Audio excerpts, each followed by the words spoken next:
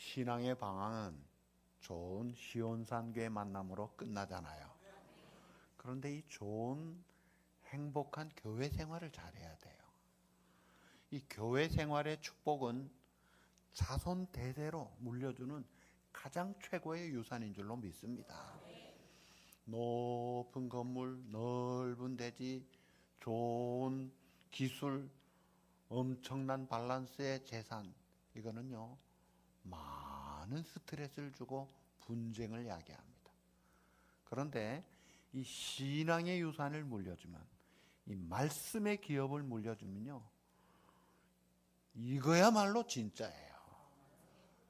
그래서 이 부흥회가 우리 심령을 새롭게 하는 부흥회가 돼야 하는 거예요. 누가 그러더라고요. 히로시마의 원자폭탄이 떨어졌을 때 거기에 모든 나무들이 죽었는데 나무 하나가 살아있었대요. 어떤 나무 종류는?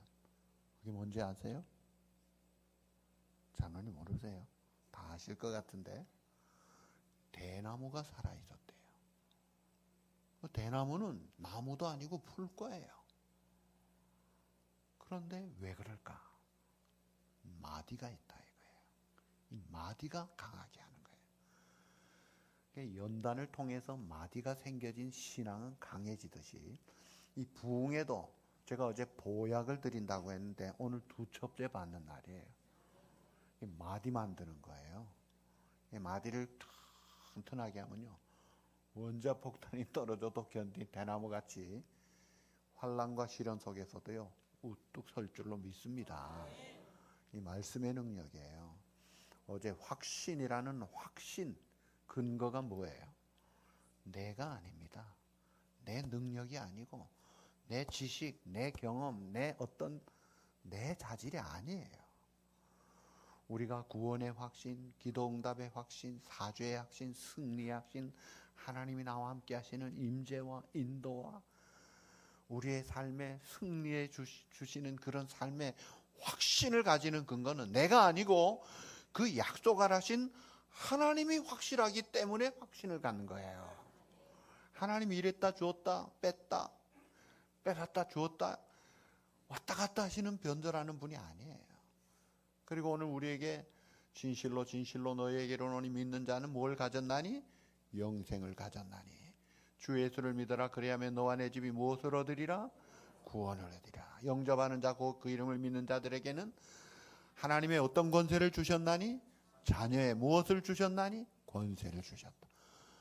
그 하나님의 약속을 믿기 때문에 이 약속이 확실하니까 확신을 갖는 거예요. 내가 그래도 뜨거우니까 확신이 아니에요. 내 뜨거움은 식어지기도 합니다. 약해지기도 하고 어떨 때는 죄를 짓기도 하는데, 그럼에도 불구하고 변치 않는 확신은 변함이 없는 하나님, 그 하나님의 변함없는 약속에 가감할 수 없는 말씀이 우리에게 확신을 주는 거예요. 그래서 확신에 근거한 매듭을 딱 지을 때 우리가 든든하게 서지는 것 줄로 믿습니다. 그래서 이 행복한 신앙생활과 교회 생활을 하려면 이 진리의 공급을 잘 받아야 돼요. 그러니까 말씀을 사모하고 하나님의 말씀을 전할 때마다, 들을 때마다, 공부할 때마다, 또 내가 직접 펴서 읽고 특별히 묵상하고 암송은 새기는 거예요. 그리고 제일 중요한 것은 적용하는 것입니다. 순종으로 배우는 거예요. 이 말씀은 머리로 배우는 게 아니에요. 여러분, 자전거 타는 거는 이론으로 배운 거 아닙니다. 피아노 치는 거 이론으로 백날 배워도 건반악기에 들어가서 손을 치지 않으면요 못 치는 거예요. 말씀도 마찬가지예요. 말씀은 뭐로 배우느냐? 행함으로 배우는 거예요. 그때 내 말씀이 되는 거예요. 영어도 잘 가르치려면 영어를 가르쳐라 그래요. 가르치면 내가 더 는다 그래요. 그래서 예수님도 이 지상명령 마태복음 28장 19절에 가르쳐 지키도록 하라. 지키도록 가르치라 이거예요. 이론으로 알고 뭐 사랑은 종류가 이렇고 뭐가 어떻고 아가페가 어떻고 스톨게가 어떻고 배우면 뭐예요? 할 줄 모르면 배우나 마나 오히려 뺀질이 신자가 됩니다. 성경 공부해놓고 순종 안 하면요 고약한 사람이 됩니다. 나도 아는데 하고 교만한 사람이 돼요. 못 쓰는 사람이 돼요. 순종할 때 역사가 일어나는 거예요. 그래서 사랑의 교회 제자 훈련이 이 세 개로 되어 있어요. 저희 교회에서 쓰는데 거기에 첫째가 이제 기초 과정 6과정이 있고, 둘째가 골격을 갖추는 이 소위 이 교리들이에요. 그러니까 우리가 성경을 통해서 성경이 뭐냐, 그래가지고 하나님을 알고, 하나님을 알 때 인간 피조물을 알고, 인간을 알고 보니까 죄인이구나, 이런 죄인을 위하여 이 땅에 오신 예수 그리스도를 알고, 예수 그리스도를 우리에게 믿게 되시는 성령님을 통해서 구원을 받게 되고, 구원받은 우리가 홀로 있지 않고 머리 대신 주님의 공동체로 한 가족을 이루는 교회를 알게 되고, 그리고 우리의 미래가 어떻게 될 것인가, 이게 제가 지금 말한 게 신학교에서 말하는 조직신학의 전부입니다. 서론에서 성경, 신론, 인재론, 구원론, 교회론, 내세, 그게 이 신학교에서 말하는 그 시스템의 테올로지, 조직신학의 핵심이에요. 이런 골격을 이론적으로 배우는 게 아니라 내 삶에서 실천하도록 배우고, 그 다음에 세 번째 단계가 이제 12가가 있는데, 그 첫 번째가 순종의 생활이에요. 아무리 구슬이 서말이라도 어떻게 해야 쓴다? 꿰어야 쓴다. 내가 순종해 보지 않으면 그건 내 말씀이 아니에요. 나하고 상관이 없어요. 순종할 때 내 말씀이 되는 거예요. 이 순종이 그렇게 중요해요. 그래서 우리가 목사님 통해서 이 에베소 4장 11절에 하나님이 교회에 말씀 사역자를 주셨어요. 그가 혹은 사도로 혹은 선지자로 복음 전하는 자로 목사와 교사로 주셨으니 이는 성도를 온전케 하며 성도를 통해서 봉사일을 하게 하여 그리스도의 몸을 세우려 하심이라. 그러니까 목사님도 우리도 다 똑같은 제사장이에요. 베드로전서 2장 6절 9절, 거룩한 제사장, 왕 같은 제사장. 모든 택한 하나님의 신자들은 제사장인지, 우리가 신분과 계급이 다른 게 아니에요. 근데 하나님께서 요한계시록에 보면은 에서보두 사빌라 7교회에 그 촛대 사이를 다니면서 별을 붙잡고 계시는데, 그게 7교회 사자라. 그 말씀의 사역자를 붙잡고 사역하신다고 해요. 하나님이 직접 아무개야 하고 말씀하지 않고 사역자를 통해서 말씀하시는 거예요. 그 사역자는 옛날 구약의 선지자들이 여호와께서 이르시되 하고 전하듯이 그 말씀을 받아서 전달을 하는 사명을 가지고 강대상에 쓰는 겁니다. 그래서 우리가 하나님 말씀 받을 때 데살로니가 교인같이 하나님의 말씀을 사람의 말로 받지 않고, 그 말씀이 이단이 아니고 정확한 하나님의 바른 해석과 참 우리에게 내게 주어진 말씀이라면 오늘 내게 주어진 말씀이라고 내가 받을 수 있어야 돼요. 그럴 때 그 말씀이 내 말씀이 되고 내 삶의 지침이 되고 나침반이 되고 빛이 되고 능력이 되는 거예요. 그래서 우리의 삶이 고쳐지고, 아까 기도하신 분 말씀대로 그 기도대로 병든 자가 일어나는 거예요. 갈등이 해결되고 문제가 열리고 사치문이 열리는 거예요. 그래서 진리의 공급을 잘 받아야 돼요. 그리고 영적으로 성장해야 해요. 그런데다가 좋은 믿음의 동력자들이 받은 은사를 따라 서로 도와가면서 봉사할 때, 그런 모범된 교회가 행복한 교회 생활의 열쇠인데, 제가 생각하니까 그런 교회가 있는 것 같아요. 그 금천구 어디에 시온산 교회인가, 그런, 그게 괜찮은 교회라 그러더라고. 와 보니까 대단하네요. 급변하는 시대의 조류 속에서 우리가 꼭 붙잡아야 할 것은 변함이 없는 신앙입니다. 그래서 인생이 영적으로 성공하지 않으면 아무것도 아니에요. 그건 쭉정입니다. 바람에 나는 겨와 같아요.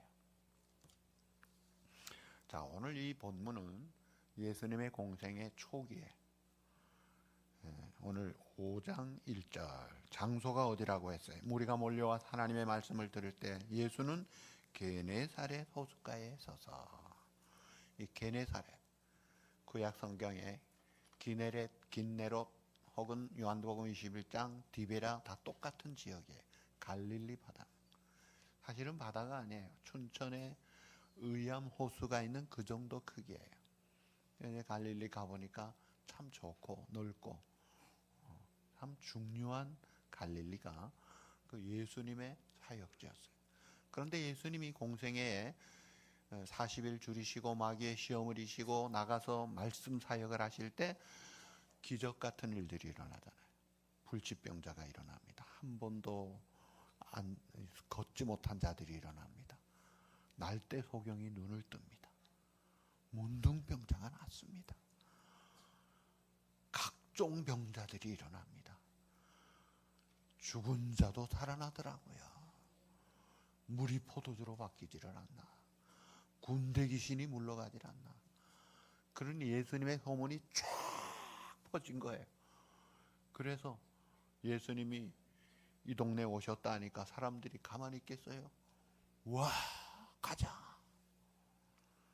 말씀드리려고도 오지만 그보다 병도 낫고 구경도 하고 호기심도 채우고 안 올 이유가 없이 뭐 그 당시에 그렇게 바빴겠어요?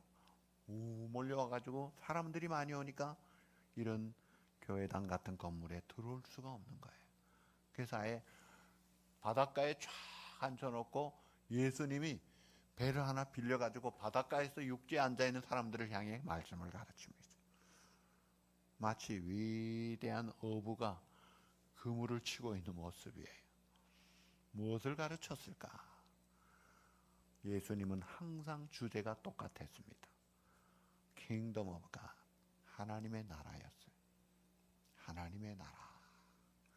하나님의 나라는 하고 비유로 말씀하시고 하나님의 나라는 하면서 기적으로 고쳐주시면서 하나님의 나라는 병이 없어.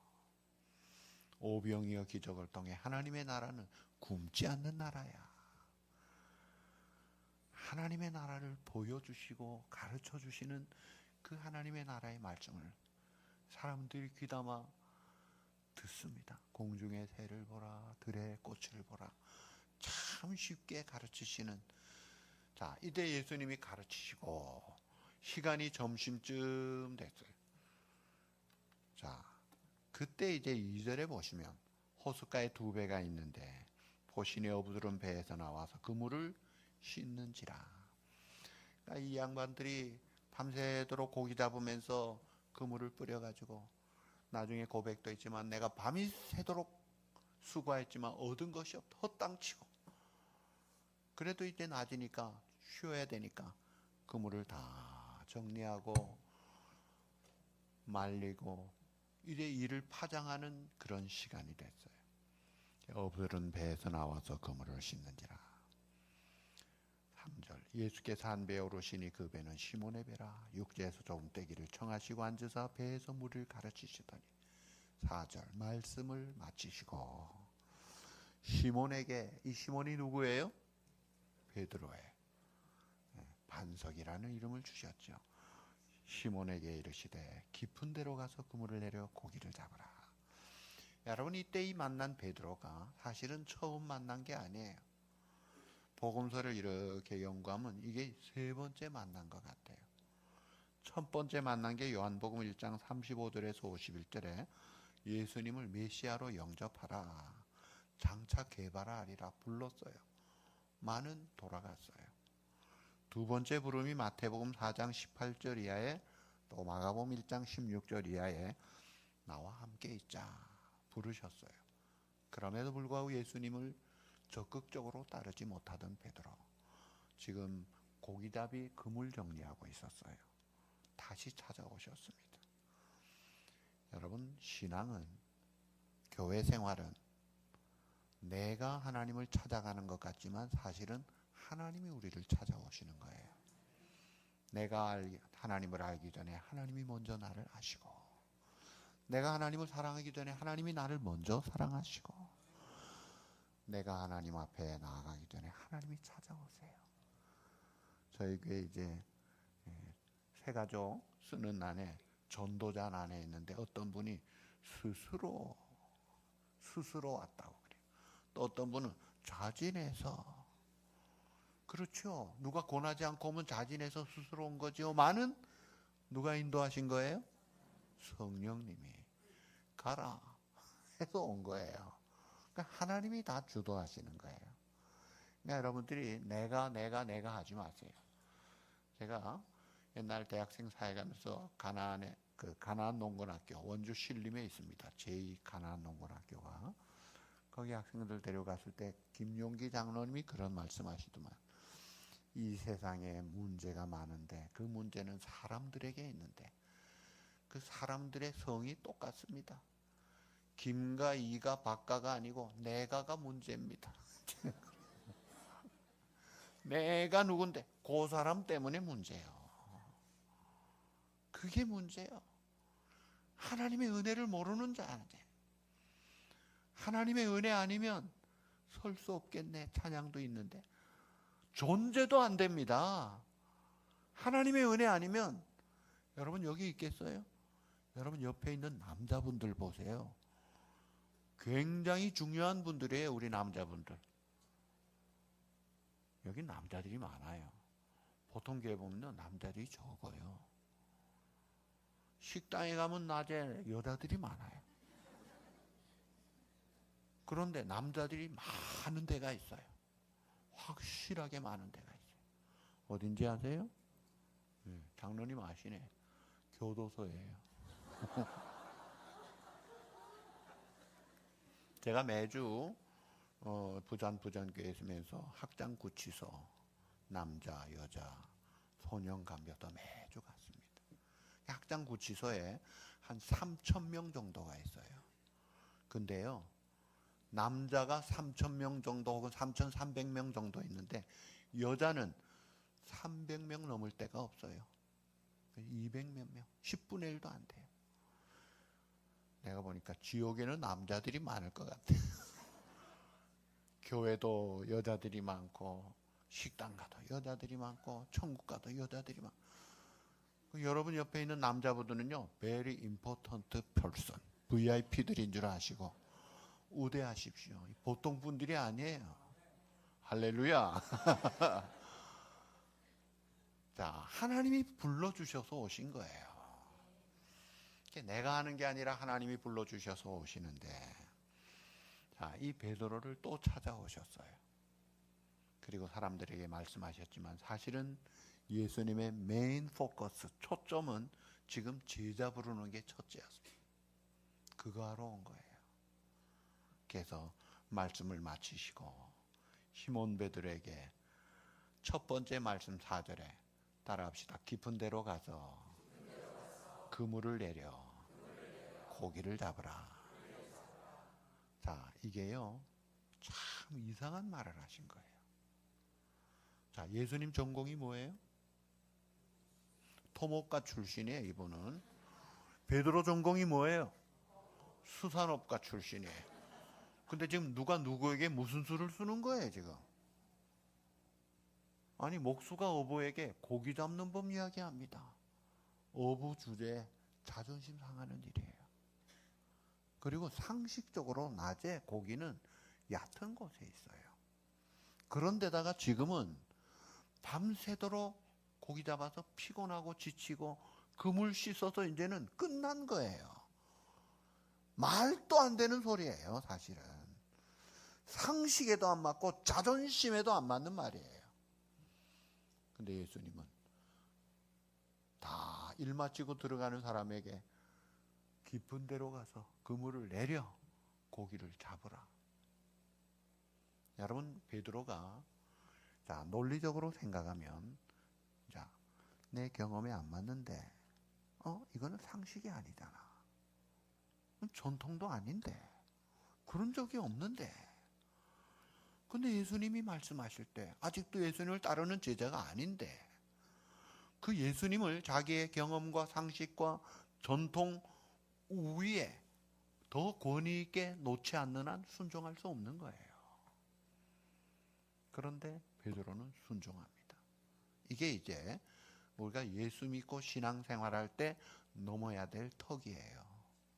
이 턱을 넘지 못하면 만년 갓난 어린아이 신자 됩니다.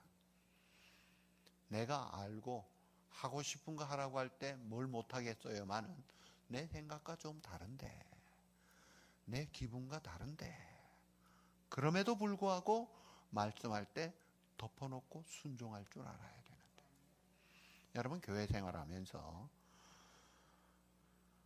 좀 감정도 중요해요. 분위기도 좋아야 돼요. 그죠? 예, 들어와서 분위기 좋고 좀 필이 좀 잘 꼽히고 좀 좋으면 감정, 기분 좋잖아요. 근데 기분보다 더 중요한 게 옳고 그름입니다. 좀 옳아야 돼요. 옳다는 것은 착한 것보다 더 중요해요. 공의로운 거예요. 이건 하나님이 원하시는 거예요. 그래서 이건 중요한 거예요. 그런데 옳고 그런 것보다 더 중요한 게 뭔지 아세요? 질서예요. 질서. 예를 들면 아버지가 실수했어요. 그러면 옳고 그름으로 보면 아버지 틀렸네. 존경할 수가 없어. 하나님이 기뻐하지 않아요. 틀렸어요. 나는 그래도 공경하는 마음을 가질 때 하나님이 복을 주십니다. 그걸 하나님이 원하세요. 그래서 다윗이 사울 왕을 한 칼에 베면 나라가 평안해지고 자기도 끝나는 고생인데 하나님 앞에 순종합니다. 여호와께서 기름 부음 받은 하나님의 질서를 순종합니다. 그랬더니 하나님이 최고로 높여주시더라. 질서가 그만큼 중요해요. 그런데 질서보다 중요한 게 진리입니다. 그리고 생명입니다. 그러니까 생명에 관계되는 것은 이거는 다른 거 포기해도 이건 건져야 되는 거예요.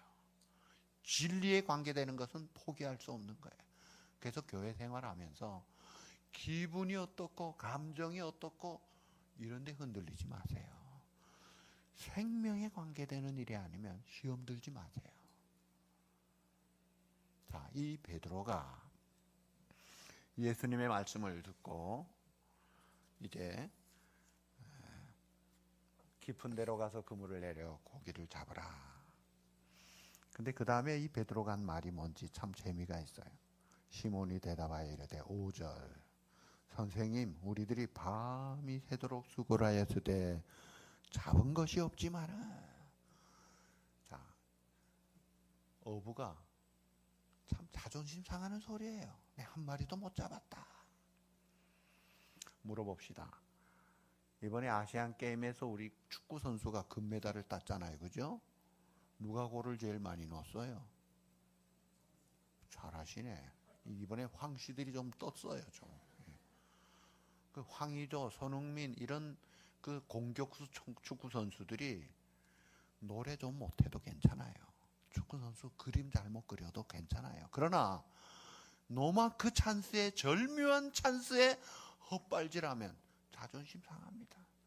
창피하기 그지없습니다. 왜요? 전공인데. 전공은 잘해야죠. 그런데 이 베드로는 어부의 자존심은 고기만이 잡는 건데, 선생님 내가 밤이 새도록 수고했지만 얻은 것이 없습니다. 자존심 상하는 그 속사정을 이야기합니다. 이 솔직한 자기의 실패를 고백한다는 것은 용기예요. 보통은요 감추잖아요. 말을 안 하잖아요. 내 못난 모습은 몰라주기를 바라잖아요. 근데 베드로 용기 있게 선생님 내가 밤새도록 했지만 못 잡았어요. 탁 터놓고. 근데 그 용기보다 더 용기 있는 고백을 그 다음에 합니다. 자, 그 다음에 보니까 따라합시다. 말씀에 의지하여 내가 그물을 내리리이다. 내 자존심, 내 상식, 기본적인 어부들의 전통 포기하고 내 부끄러운 모습도 고백하면서 말씀에 의지하여, 여기에 믿음과 순종이 들어가는 거예요. 믿음으로 순종하는 거예요. 그러니까 여러분들이 하나님의 말씀을 받을 때 달면 삼키고 쓰면 뱉어버리고 그렇게 하지 마세요. 어떨 때는 저건 내 말씀, 저거는 아니다, 택 뱉어버리고 그래가지고 자라지를 않는 거예요. 애들 지가 좋아하는 것만 편식으로 먹고 고루고루 영양 섭취가 안 되면요, 부실한 애가 되는 거예요. 고루고루 먹어야 되는데 하나님이 주시는 말씀은 이건 우리의 영혼에 생명을 주는 놀라운 엑기스의 종합 영양제 아닙니까?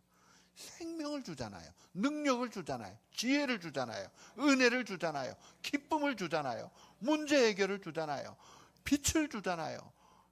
마스터키가 되잖아요. 이런 말씀을 받을 때 주님, 어린 사무엘이 여호와여 말씀하옵소서, 종이 듣겠나이다. 그 말씀으로 받는 거예요. 이 베드로가 일개 목수 출신의 예수님이 자존심 상하는 물고기 잡는 법을 가르침에도 불구하고 순종합니다. 베드로가 밤새도록 고기 잡았던 그 삶의 그 금을 뿌린 근거는 자기의 경험이었어요. 경험에 의지해서 뿌려봤지만 허탕쳤어요. 근데 말씀에 의지하여 내가 순종하겠습니다. 시온산교회 성도 여러분, 여러분이 한 걸음 일취월장하려면 하나님의 말씀이라면 믿고 순종하겠다 결단하십시오. 그리고 행동하십시오. 그럼요, 한 계단 올라갑니다. 점프합니다. 요즘 말로 그레이드가 업되는 거예요. 매듭이 생겨지고 대나무에 마디가 생겨지듯이 쑥 자라가는 거예요. 실상 베드로는 게네사렛 이 갈릴리 호숫가에서 잔뼈가 굵은 숙달된 어부였어요. 자기의 경험이 있었어요. 깨달은 지식이 왜 없었겠어요? 그러나 그는 결정했어요. 불순종으로 상식을 택하고 예수님 말씀을 버리는 게 아니라 내 경험 포기하고 예수님 말씀이라면 토달지 않고 순종하리라. 자, 그 귀한 믿음, 귀한 순종, 귀한 마음이에요. 믿음과 의심 사이에, 순종과 불순종 사이에 동료가 우리가 심리적으로 있었을 수 있지만 베드로는 믿음을 택하고 순종을 택하더라 이거예요. 그러면서 쭉 나아가는 거예요. 그러니까 여기 우리 장로님, 안수 집사님, 권사님, 집사님, 청년들, 사랑하는 성도 여러분들이 여기서 드랍되면 안 돼요. 하나님의 말씀이라면 내 상식, 내 경험 포기하고 나는 순종하리라. 나갈 때 복을 받는 거예요. 역사가 일어납니다. 하나님이 함께하는 것을 누리는 거예요. 아브라함아, 본토 친척 아비집 떠나 내가 네게 지시할 곳으로 가라. 자식도 없는 75세의 노구로, 그 당시에 나그네 길은 죽음의 길인데 정처도 없는 길을 떠나라고 합니다. 말도 안 되는 소리예요. 근데 갑니다. 아브라함아, 내 사랑하는 아들 독자 이삭 번제로 바쳐라. 주시지를 말지. 줄 때는 언제고 왜 죽여 바쳐? 어디 아버지가 자식을 바쳐요? 근데 일찍 일어나 순종합니다. 믿음의 조상이 그냥 되는 게 아니더라고요. 순종하니까 믿음의 조상이 돼요. 순종하니까 복의 조상이 돼요. 순종 안 했으면요, 국물도 없습니다. 아브라함이 존재할 이유도 없고 베드로가 존재할 이유도 없어요. 순종하니까 하나님의 역사를 쓰는 거예요. 하나님의 행적을 걸어가는 거다 이거예요. 그러니까 단순한 지식 동의가 아니고 실제로 믿고 확신 가운데 행동하는 거예요. 다시 정리합니다. 베드로가 자기의 실패를 고백하고 말씀이 내 경험과 지식보다 확실하게 위에 있다는 권위를 인정하고 실제적으로 믿고 순종합니다. 여기에서 첫 번째 포기와 순종을 볼 수 있어요. 내 것 포기하고 주님의 것을 잡는 거예요. 자, 그렇게 순종했을 때 어떤 결과가 일어났어요? 6절에 보니까 그렇게 하니 고기를 잡은 것이 힘이 많아 그물이 찢어지는지라. 문법적으로 막 찢어져 가는 현상이. 그럴 때 시몬 베드로가 이를 보고 다른 배에 있는 동무들에게 손짓하여 와서 야 도와라. 그들이 와서 2배의 체험에 잠길 정도 2배가 만선이 됐다. 그러니까 하나님이 말씀을 순종하는 자에게 생각지도 않은 풍성한 축복을 주시는 모습을 확인하는 거예요. 에베소 3장 20절 우리의 온갖 구하는 것이나 생각하는 것에 따라합시다. 더 넘치도록 응답하시는 하나님. 아멘. 하나님 앞에 내가 생각한 것보다 더 넘치도록 응답하신다. 근데 그 넘치도록 좋다는 것을 이 세상의 세속적인 가치관으로 보면 때로 아닐 수 있어요. 타이밍도 다를 수 있어요. 근데 하나님이 보시기에는 베스트 오브 베스트, 최고를 주시는 거예요.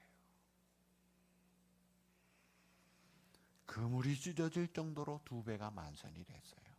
말씀으로 살 때 일어나는 이 기적, 이 축복, 이 문제 해결. 자, 그런데 이상한 모습이 나타납니다. 고기가 많이 잡히면 어떻게 해야 돼요? 슬퍼해야 돼요? 기뻐해야 돼요? 가만히 있어야 돼요? 붕붕 떠야 돼요? 우와! 한탕 했네. 으씨. 그럴 상황 아니에요? 지금 2배가 꽉 차게 되니 막 가구가 들어오고 뭐가 들어올 거 생각하고 요즘 막 좋은 차 하나 빼겠네 그러고 수입이 쫙 늘은 거 아니에요? 으쌰 해야 될 판인데 베드로가 이상해요. 지금 행동이 으쌰 하지 않아요. 그 다음 보세요. 베드로가 채웠는데 8절 시몬 베드로가 이를 보고 예수의 무릎 아래 어떻게?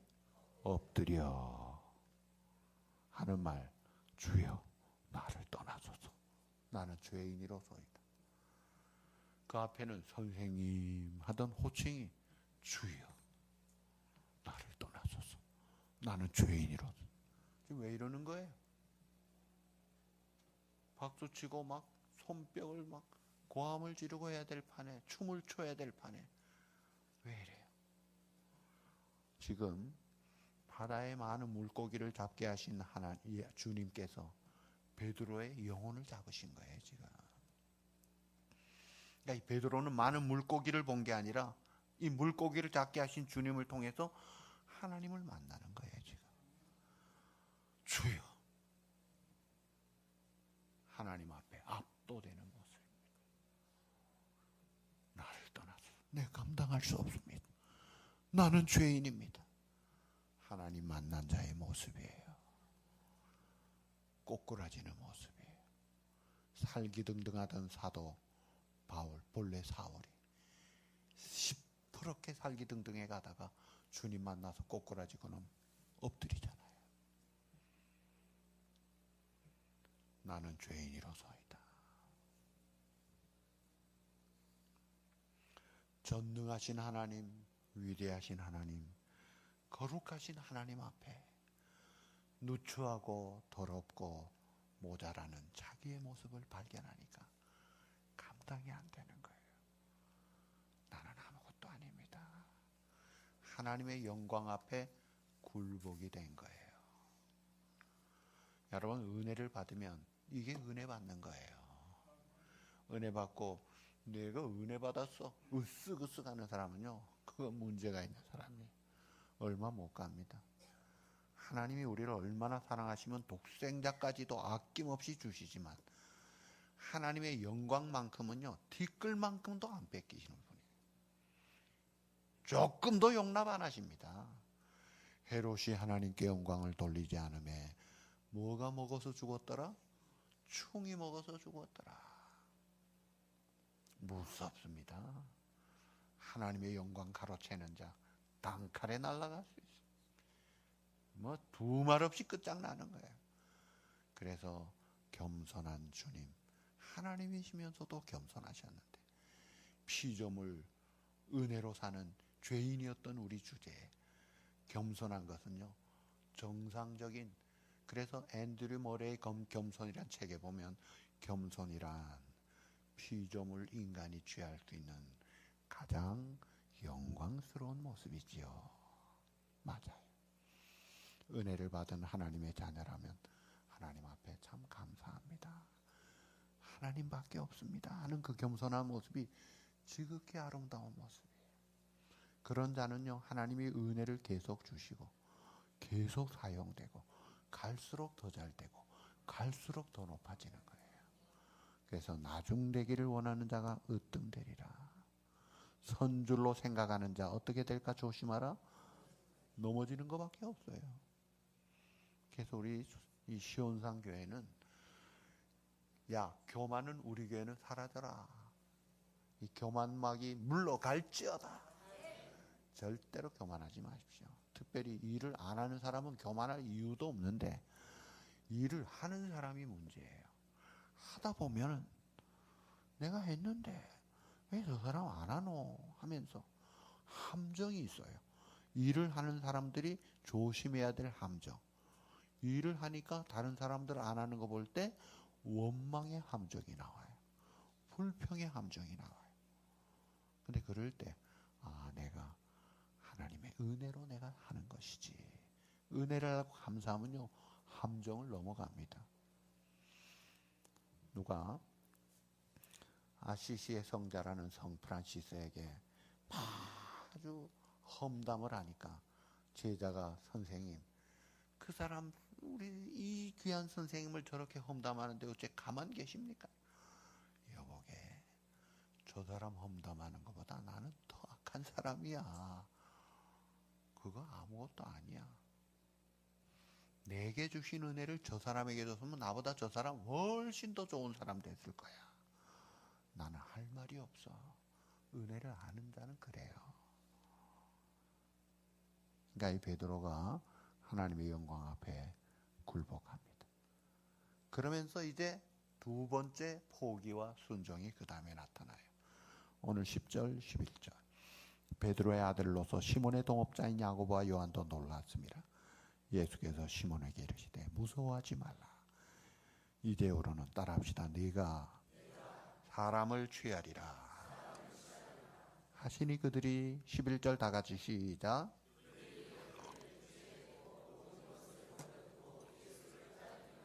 아멘. 자, 질문합니다. 예수님 말씀 순종해서 물고기 잡았다 안 잡았다? 잡았다. 적게 잡았다 많이 잡았다? 많이 잡았어요.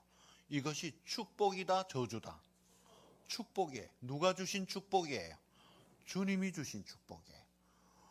아니, 주님이 주신 축복이면 얼마나 소중해요. 얼마나 좋아요. 얼마나 기념할 만해요. 그런데 베드로가 포기합니다.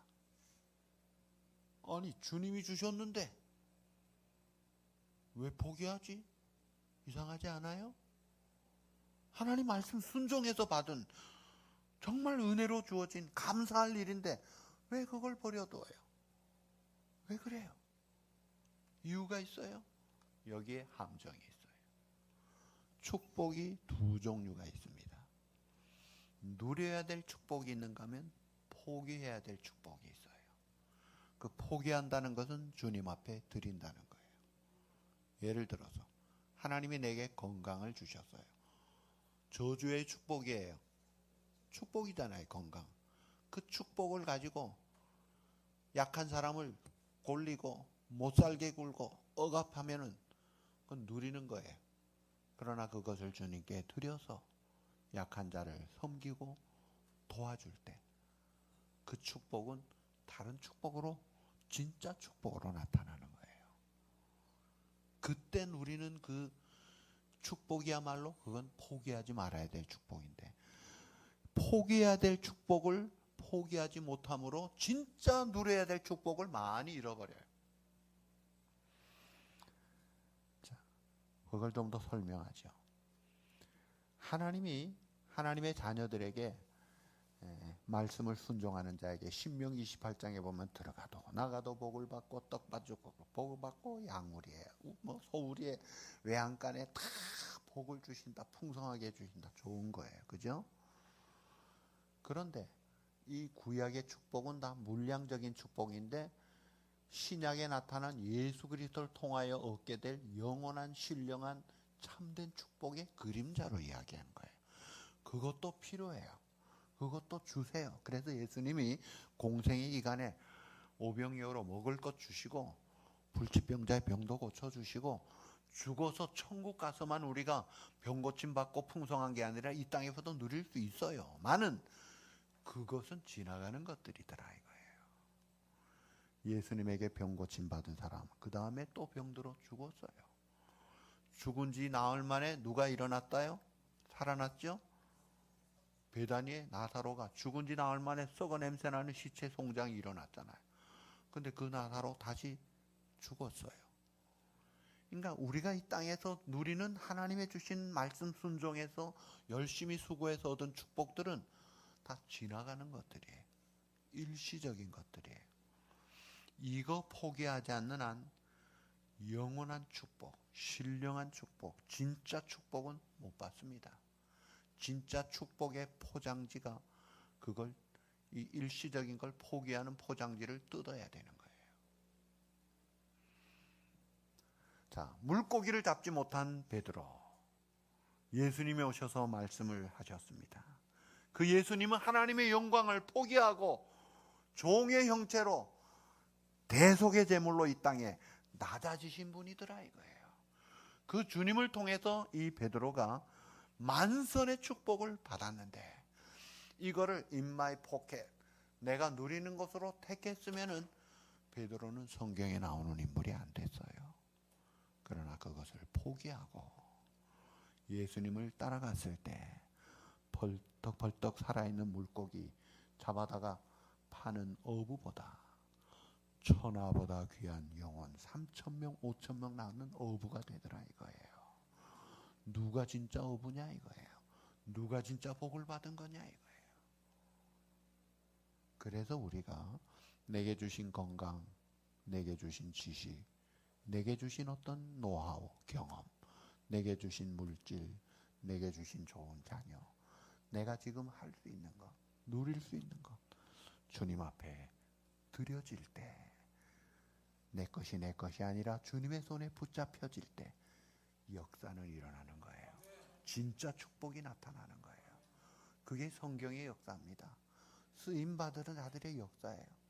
모세가 자기가 살아서 한방 쳐서 애굽 사람 죽일 때는 기고만장했지만 80노구에 외로운 미디안 평야에서 양치는 목동으로 끝난 인생이었는데 Go down 모세 내 백성을 구하라.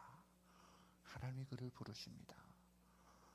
하나님 나는 말도 못하고 혀도 둔하고 뻣뻣한 사람인데 이 모세는 체질적으로 우울질이에요. 그런데 하나님 앞에 붙잡힙니다. 하나님의 지팡이 마른 막대기가 하나님의 손에 지팡이가 된 거예요.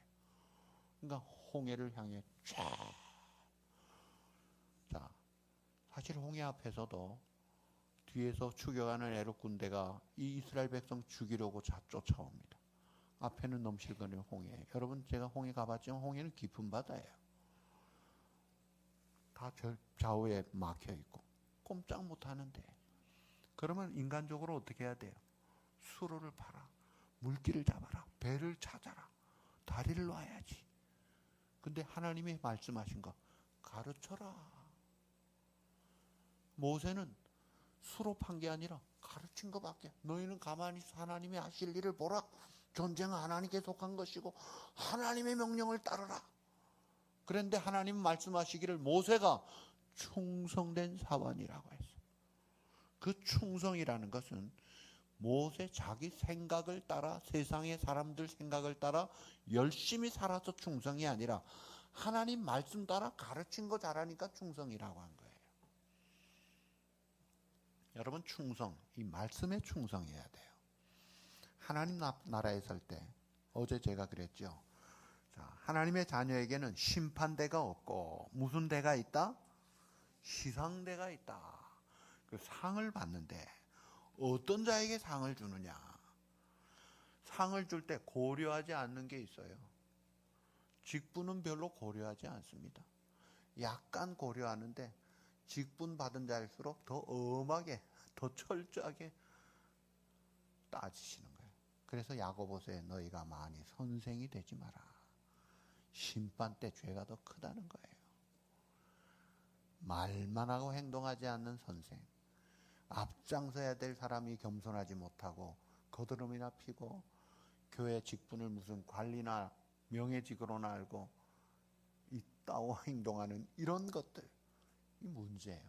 하나님 앞에 설 때 너는 목사했구나 상 주는 게 아니에요. 하나님은 하나 보십니다. 딱 하나 보시고 상 주세요. 따라합시다. 충성했느냐? 오케이, 됐어. 그래서 2달란트, 5달란트 받은 사람 똑같이 상을 주시잖아요. 왜요? 똑같이 더블로 했기 때문에 똑같은 비율로 하면 똑같이 주시는 거예요. 양 따라 주시는 분이 아니더라. 그래서 내게 주신 은사를 따라 내가 할 일 하나님 앞에 기쁨으로 감사함을 하면 너는 충성했구나 하고 큰 목 받은 사람이 많이 했거나 작은 목 받은 사람이 적게 했거나 똑같이 주시더라고요. 이게 충성한 자에게 주신 하나님의 상급이에요.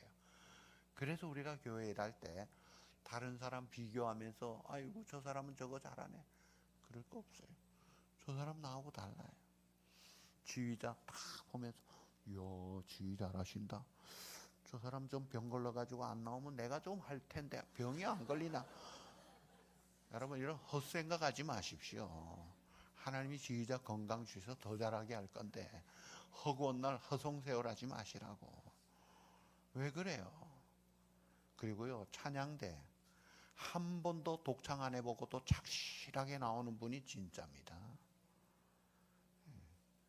오케스트라에서 제일 중요한 멤버가 제2 바이올리니스트라고 그러잖아요. 말없이 충성한 갈렙, 말없이 의리를 지킨 요나단, 바나바와 같이 바울을 세워주는 사람, 멋있는 사람들이에요. 하나님 앞에 얼마나 칭찬받겠어요. 우리가 한국은 1등만 좋아하는데요. 아니에요. 자, 그리고 예수님이 본래 어디에 계셨어요? 하나님의 영광과 동등한 하늘 보좌에 계셨던 분이. 자, 우리를 위하여 이 땅에 낮아지시되 냄새나는 짐승의 구유에 죽기까지 음부에까지 내려가셨어요. 자, 예수님이 내려가셨어요. 왜요? 우리를 높이시라고. 우리가 본래 어디 있었어요? 본질상 진노와 허물로 죽었던 우리들이에요. 뭐 죽을 죄인이기도 하지만 이미 죽어있던 우리들이에요.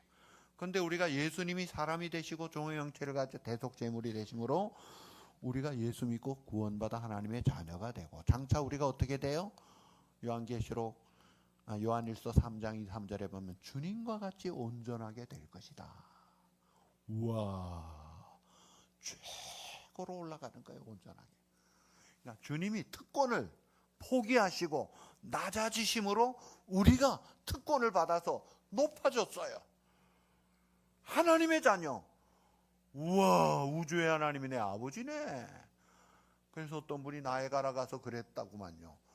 야, 오래 기다렸지. 주인 아들이 이제야 왔다 하면서 그 하나님의 영광의 자녀가 되어 특권을 받았는데 그럼 우리가 어떻게 살아야 돼요? 이 특권을 가지고 주님처럼 특권을 포기하신 주님까지 내려오는 거예요. 내가 낮아지고 예수님의 삶의 원리입니다. 낮아지는 삶, 섬기는 삶, 내어주는 삶. 예수님 삶의 스타일이에요. 그런 삶을 사는 것이 옳고 복되다. 그러면서 하는 사람을 높여주는 거예요. 그래서 우리 교회 시온산 교회는요. 제일 중요한 사람이 누구예요? 누구예요? 시온산교에서 제일 중요한 사람이 누구예요? 대답을 못하시네. 전부 자기라고 말하기가 곤란해. 그러나 보통 목사님, 장로님 무조건 중요하죠. 헤드 리더십이 얼마나 중요합니까? 그 책임이 얼마나 무겁습니까? 근데요, 예수님이 지금 이 자리에 오시면 누구를 먼저 찾아갈까? VIP를 찾아가는데 지극히 작은 자를 찾아가실 거예요. 아직도 믿음이 없는 사람, 아직도 교회에 적응을 못하는 사람, 아직도 내가 여기 다닐까 말까 하는 사람, 아직도 시험이 들어서 어려운 사람, 아직도 눈물겨운 그런 삶을 사는 사람, 주님은 그런 자를 찾아가시는 거예요. 그 주님이 찾는 사람이라면 VIP예요. 그래서 교회가 그 VIP를 알아줄 줄 알아야 돼요. 그런 교회가 진짜 교회입니다. 좋은 교회예요. 시온산 교회는 VIP가 VIP 대접받기를 바랍니다. 그러면요, 훈훈하고 온기가 돌면서 하나님이 기뻐하시니까 역사가 일어나는 거예요.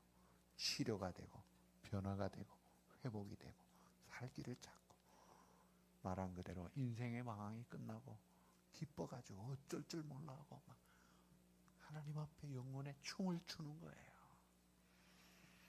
주님이 이 기쁨을 우리에게 주시려고 하늘 영광 보좌 포기하시고 내려오시고 낮아지셔서 오늘 우리에게 도전하십니다. 그리고 말씀하십니다. 여러분, 우리가 이 땅에 1884년도 또 85년도, 84년에 알렌 선교사가 오고 1885년에 4월 5일 부활주일에 제물포 항구에 이 언더우드 목사님 내와 펜젤러 감리교 선교사 20대 두 선교사가 도착합니다. 이어서 계속해서 선교사들이 와요. 20, 30대 선교사들이 풍토병에 걸려 죽어가면서 이 땅에서 선교했어요. 그래서 삼천리반도 금수강산 복음이 퍼지기 시작했어요. 그때 이 땅에 온 선교사들이 미국에 취직할 데가 없어서 온 사람들이 아니에요. 최초의 선교사 알렌은 문헌에 의하면 매사추세츠주의 보스턴에서 대학을 공부 마친 석학이라고 했어요. 아주 지니어스한 아주 영재예요. 여기 왔어요. 쇼우드 선교사, 수많은 의료 선교사들이 테네시주의 대학 수석 졸업한 사람도 왔어요. 토론토 대학에서 우수한 사람도 왔어요. 미국에 취직할 병원이 없어서 온 게 아니라 아무도 안 가는 곳이라서 온 거예요. 사실 알렌 선교사는 자기 약혼녀가 있었어요. 28살에. 약혼녀하고 같이 가자고 하니까 나 당신 조선 땅에 가면 나 당신하고 끝나. 그거 포기하고 온 사람이에요. 그래서 와서 제중원을 만들고 의약품을 보급하고 참 수술이라는 걸 통해 민영환이 자객에 맞아 죽어가는데 한의사들은 수술을 못하잖아요. 수술로 잡았어요. 그러니까 나라에서 와, 필요한 사람이다, 우리를 돕는 사람이다 해서 그 사람에게 크레딧을 주고 제중원을 세우게 하고 그 제중원의 약사 자격으로 목사님들이 줄을 서서 들어온 거예요. 그런데 나중에 약혼녀였던 그 사람이 방문을 하게 됩니다. 와서 사역하는 걸 보고 알렌을 향해 당신 마음이 변함없으면 내가 청혼하겠다고. 결국 그래서 둘이 결혼을 하게 되죠. 참 멋있잖아요. 마포삼열 선교사님이 평양신학교를 세운 초대 교장이었어요. 그 마포삼열 선교사님의 선교 보고서에 이런 내용이 나와요. 조선은 아시아 동북방의 작은 나라입니다. 외국인의 입국을 거절하고 있습니다. 공통적으로 느끼는 이 나라에 들어오는 외국인들은 주로 선교사님들이었어요. 조선 땅이 매우 비위생적이라는 사실입니다. 성내에 무덤이 수두룩하고 제법 호랑이가 출몰하고 징구렁창에 각종 벌레, 날파리 극성이고 집집마다 빈대벼룩은 없는 집이 없습니다. 저도 어릴 때 빈대벼룩 약칩니다 하는 사람들이 있었어요. 하루 나가서 빈대배롱 약치는 사람 약치고 들어갔어요. 여러분 빈대 잡아본 사람들 있죠? 우리 나이 드신 분들은 그 옛날에 내 전공인데. 특히 인분 냄새는 코를 막지 않고는 지나칠 수 없습니다. 조선 사람의 절반은 천년도로 죽습니다. 종기가 많습니다. 대부분이 회충과 기생충들을 가지고 있습니다. 술을 너무 많이 먹어서 약을 써도 효과가 없습니다. 이게 우리 조선 땅이었어요. 제가 유럽의 고린도라는 곳을 86년도에 가서 보니까요, 2000년 전에 수세식 화장실이 있었더라고요.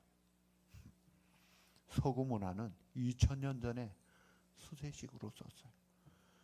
근데 이 땅에 와가지고 재래식 그 위에서 일을 보면서 기가 막힌 일들을 다 하고 풍토병에 수많은 사람이 죽어나가고 애들이 몇 달 만에 죽어나가고 양아진 언덕에 묻혀 있습니다. 여러분, 이 사람들이 헛된 인생 사는 거예요? 잘못된 겁니까? 누릴 수 있는 특권을 포기하고 받은 축복을 포기한 사람들 미련한 거예요? 바보들이에요? 그들 덕에 우리가 살았어요. 그렇다면 우리도 주님처럼 우리에게 참 눈물겨운 사랑과 섬김을 갖다 준 그들을 본받아 우리도 그 길을 가야죠. 그래서 오늘 확신을 가지고 생활하는데 먼저 말씀에 내 경험, 내 상식, 내 기분, 감정 포기하고 말씀이라면 내가 완전하지는 못해도 최선을 다해서 순종하기를 결단하십시오. 결단할 때 역사가 일어납니다. 축복이 나타납니다. 좋은 일이 많이 생기는데 그때 생기는 축복을 또 하나님께 드리세요. 그러면 진짜 축복이 나타나요. 물고기를 포기했더니 천하바다 귀한 수천 명 영혼을 잡았어요. 그게 진짜 어부 아닙니까? 진짜 축복을 잡자고요. 한 번뿐인 인생 속히 지나갑니다. 오직 그리스도를 위한 일만은 영원합니다. 기왕이면 한번 후딱 지나가는 인생, 하나님의 나라와 하나님의 영광을 위해서 우리 시온상교회 성도 여러분들이 믿음의 동력자가 돼서 주님 말씀 순종하고 누릴 수 있는 것 기꺼이 기쁨으로 하나님께 드려가면서 진짜 축복을 받는 진짜 복된 성도 여러분 되시기를 우리 주님의 이름으로 축복합니다. 기도하시겠습니다.